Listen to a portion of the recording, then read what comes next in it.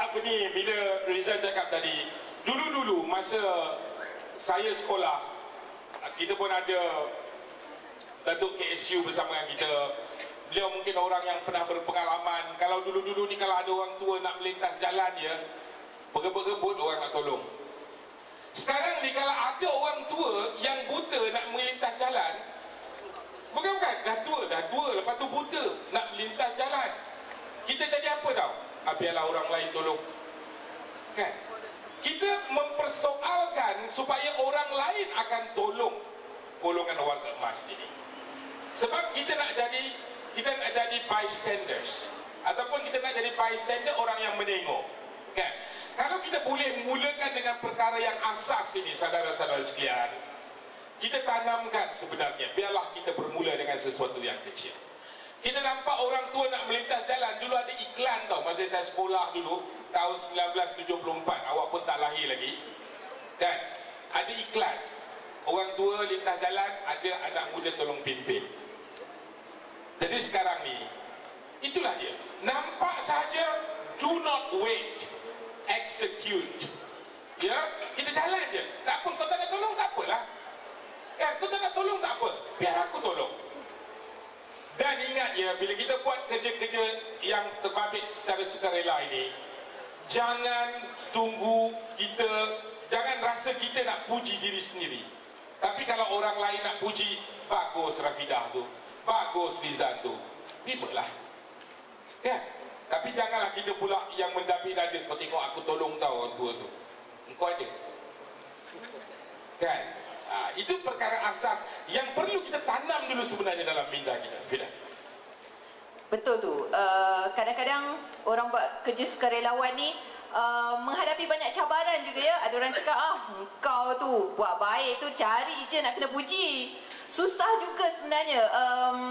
Pada saya lah, bukan saja kadang-kadang kita tidak mendapat bayaran, tapi juga mendapat cacian ataupun pandangan serong daripada orang lain. Jadi boleh tak kongsikan sedikit, apakah cabaran-cabaran yang pernah dihadapi sebagai seorang sukarelawan? Sebenarnya banyak cabaran. Saya tak anggap itu sebagai masalah lah. Dia adalah cabaran dari segenap penjuru. Cabaran daripada ibu bapa, kemudian kalau cabaran ibu bapa ada rasa sangsi untuk anaknya melakukan kerja tersebut. Kadang dia tak percaya anak dia macam lembek macam ni boleh ke untuk buat kerja-kerja alam sekitar kan. Okey, kemudian masyarakat pula. Kalau macam zaman saya, macam zaman Abang Mazli tu, kalau masa saya dulu saya penangkap, kami pergi ke rumah untuk buat servis. Assalamualaikum makcik, kan hari ini saya datang nak basuh pinggan. Memang kami akan dibenarkan masuk rumah, dan kami hanya menerima tanda tangan daripada makcik tersebut mengesahkan dalam kad hijau kami itu, mengesahkan kami dah buat kerja masyarakat. Tapi hari ini saya tak tahu lah sama ada pengangkat masih amalkan lagi ke tidak benda tu kan. Okey, jadi hari ini masyarakat kalau kita ketuk pintu, kalau boleh dia lagi sembunyi kat dalam kan. Okey, ataupun kita akan berjumpa dengan anjing Rottweiler dulu lah kan di hadapan rumah. Okey, masa tu masyarakat. Kemudian apa ni, media pun ada sedikit masalah juga kan. Kurangnya memainkan apa ni klip-klip video ataupun kempen-kempen tertentu yang menjurus kepada rasa kebertanggungjawaban terhadap kesukarelaan dan kemanusiaan. Cuma akhir-akhir ini saya nampaklah lagu popular iaitu yang Mambai nyanyikan Terima Kasih tu. Jadi itu walaupun simple lagu tersebut, mesejnya jelas, sebenarnya memberi kesan kepada anak muda kan, generasi muda untuk berterima kasih kepada kerajaan, dan tidak langsung dalam video tersebut telah memaparkan aktiviti kesukarelaan yang anak muda boleh buat tanpa memerlukan dana yang tinggi. Jadi video-video tersebut kita perlu lebih banyak kan. Kalau di Thailand, kita kalau pergi ke YouTube, tengok video-video kemanusiaan Thailand lebih hebat sebenarnya dengan apa yang ada di Malaysia. Jadi saya haraplah kalau ada adik-adik dalam industri kreatif kan dapat banyakkan video-video klip tentang kesukarelaan dan kemanusiaan. Dan transformasi di peringkat kerajaan juga perlu. kan, supaya tidak melihat sukarelawan ni hanyalah semata-mata untuk meramaikan dalam satu program. Tetapi maksud saya bukan program, maksud saya adalah event-event besar, tidak. Kadang-kadang kerajaan perlu melihat event-event kecil kan, yang bersifat skala kecil tetapi konsisten. Jangan buat satu event ramai sekali datang, lepas tu bulan depan sampai bulan tahun depan dah tak ada lagi dah. Biarlah event tersebut kecil kan, tetapi berterusan. Kalau sebut kata kecil ni, saya teringatlah sahabat saya, kalau ada nama Suhail kat sini kan, otai sukarelawan juga, selalu mengingatkan saya, biarlah event kita kecil, biarlah sedikit yang datang, biarlah sedikit yang memberi sokongan, biarlah sedikit yang memuji, tak apa. Dan yang sedikit itu banyak disebutkan oleh Allah dalam Al-Quran. Terlalu sedikit lisan yang bersyukur, terlalu sedikit umatku yang bersyukur, terlalu sedikit. Jadi biarlah sedikit, biarlah kecil, tetapi impaknya, kesannya dirasai oleh semua orang. Alhamdulillah. Alhamdulillah. Saya macam ustaz pula dengar kadang-kadang. Sebenarnya kalau ditanyakan pada orang yang hebat, itulah jawapan dia. Pada yang kurang hebat macam saya nak kongsikan sedikit formulanya bersama dengan saudara-saudara sekalian. Untuk menjadi sukarelawan ni, yang pertama itu, nawaitu itu kena betul. Maksudnya tak payah tunggu, buat. Ya. Kedua, cabaran tetap ada. Orang yang kerja sebagai pelayan di restoran pun ada cabaran tau. Bawa air panas, makanan panas tertumpah atas orang punya paha, maka terbakar, kena saman. Betul? Ada kes yang macam tu. Tapi bila kita membuat kerja-kerja sukarelawan ni, kita kata aku buat untuk menyenangkan kehidupan orang lain. Ya, mungkin kita akan susah sedikit. Bulan lepas saya berada di Ho Chi Minh City. Sewaktu berada di lapangan terbang, tiba-tiba adalah berlaku macam orang tak puas hati. Jadi orang di sebelah saya kata, pergilah tolong. Saya kata, nak tolong apa? Kita bukannya dekat Kuala Lumpur, kita di kat Ho Chi Minh City, Vietnam. Dia kata, pergilah tolong sebab tak ada orang nak tolong. Maka saya pun pergilah menyibuk. Maka adalah orang yang cakap dengan saya, dengar ni kat telinga ni, apa pasal dah menyibuk pula? Kapal terbang pukul 9 nak take off dah, ini dah pukul 9 lebih. Sebab dia menyibuk lah, nanti akan lambatlah lagi penerbangan kita balik ke Malaysia. Dengar di telinga. Tapi pentingkah itu? Tak. Kapal terbang delay 2 jam, tak ada siapa yang mati, betul? Sebab diorang berada di dalam lapangan terbang yang cukup selesa, dengan aircon, makanan ada walaupun sedikit mahal. Maka saya pun pergilah menyibuk secara sukarela. Ya, buat kenapa sebenarnya anak saya ni tak dibenarkan terbang, denied boarding, sebab ada orang kata anak saya kena chicken pox. Jadi saya kata, cuba kita panggil doktor. Nasib baik ada seorang doktor sukarela datang. Dia kata, I'm a medical officer. Budak ni dia kata, it's not contagious, boleh, fit to fly. Tapi kita ni berada di negara asing, saudara-saudara sekalian, tak ada kuasa. Ya. Jadi apa yang jadi, budak ni disuruh tinggal 5 hari di Vietnam sebab belum pun disahkan dia penyakit itu berjangkit. Sehinggalah saya bangun, saya bagi tahu dekat orang dekat airport tu kan. Saya cakap, sebenarnya saya dah lama nak jadi steward, tapi tak ada syarikat kapal terbang nak terima. Kan, sebab nak jalan dekat, awak gelak sebab dekat aisle tu mungkin tak selesa untuk orang badan-badan macam kita orang ni lalu. Kan? Jadi saya cakap macam ni lah kepada ladies and gentlemen, saya kata, this mother and her daughter are being forced to stay here in Vietnam. So to those of you who have extra money, please contribute. Awak tahu, ketika itu semua penumpang yang ada di bersama dengan saya menitiskan air mata sambil menghulurkan duit dong, US dollar, Malaysian ringgit, membantu ibu dan anak yang terpaksa tinggal di Vietnam, dan kemudian kebajikan mereka diabaikan. Tak perlulah saya cakap, sebab saya rasa ramai yang tahu sebenarnya saya bercerita tentang syarikat penerbangan. Adakah anda dipuji pada ketika itu? Tak. Dikeji ada. Kena berani tak? Kena berani. Silat-silat kau kena gari. Kan? Sebab kita ambil gambar kat mata bang, kita tak tahu negara orang. Tapi kita harus buat. Apa yang berlaku kemudian, itu bukan kerja kita. Itu adalah kerja Allah Subhanahu Wa Taala. Selagi hati kita ikhlas, kita jalankan. Hasilnya bukan kita sebagai penentu. Tanyalah orang-orang yang hebat-hebat di belah kiri ni, orang-orang yang hebat-hebat di sebelah kanan ni, mereka semua pernah menjalankan kerja sukarela. Walaupun mungkin gajinya berpuluh ribu sekarang, kan? Tapi pasti ada saat dan detiknya mereka pernah menjalankan kerja tanpa imbuhan, tanpa satu sen, tanpa wang ringgit yang dimasukkan ke dalam kantung poket mereka. Tidak.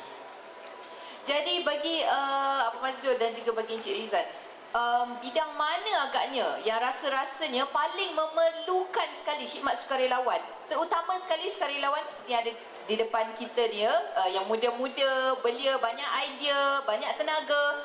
Bidang mana agaknya yang paling Abang Mazdul rasa Abang Mazdul nak tengok ramai volunteer dekat situ?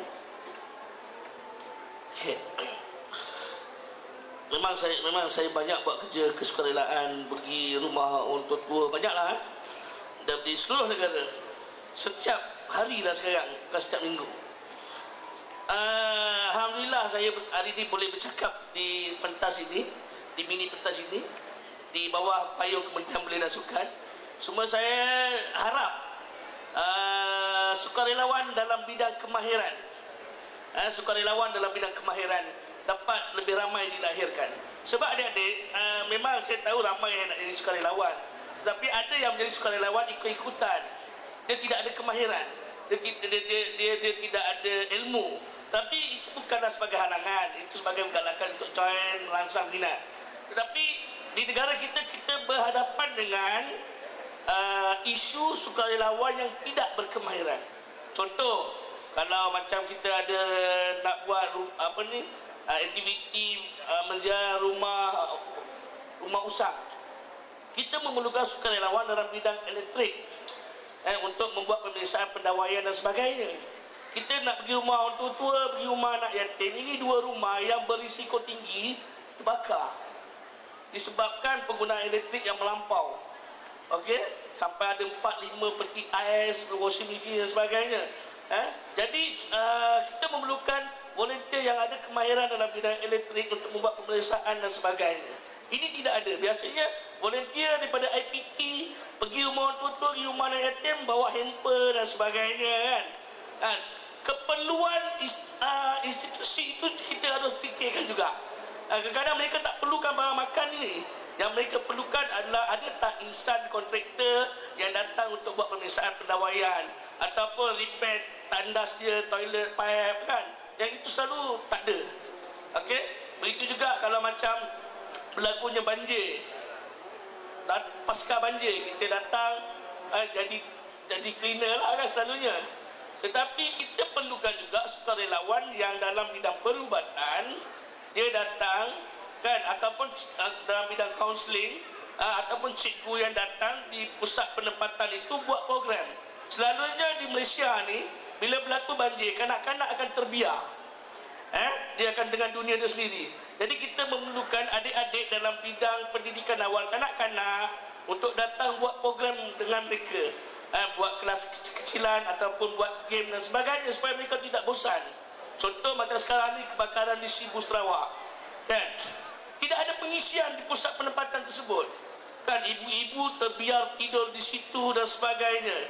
Okey, kita juga perlukan sukarelawan dalam bidang keagamaan, dalam bidang dakwah, dalam dia belajar dalam bidang dakwah. Kita perlukan untuk dia pergi ke rumah orang tua-tua, pergi ke ward orang tua-tua, kan, di hospital, untuk memberi galakan dan dorongan semangat, mengatakan bahawa sakit yang dia terima itu bukan satu hukuman kepada dia, tetapi satu pemberian Tuhan untuk menghapuskan dosa-dosa dia, dan memberi galakan semangat. Dan itu kita tak ada. Selalu kita pergi bagi semangat.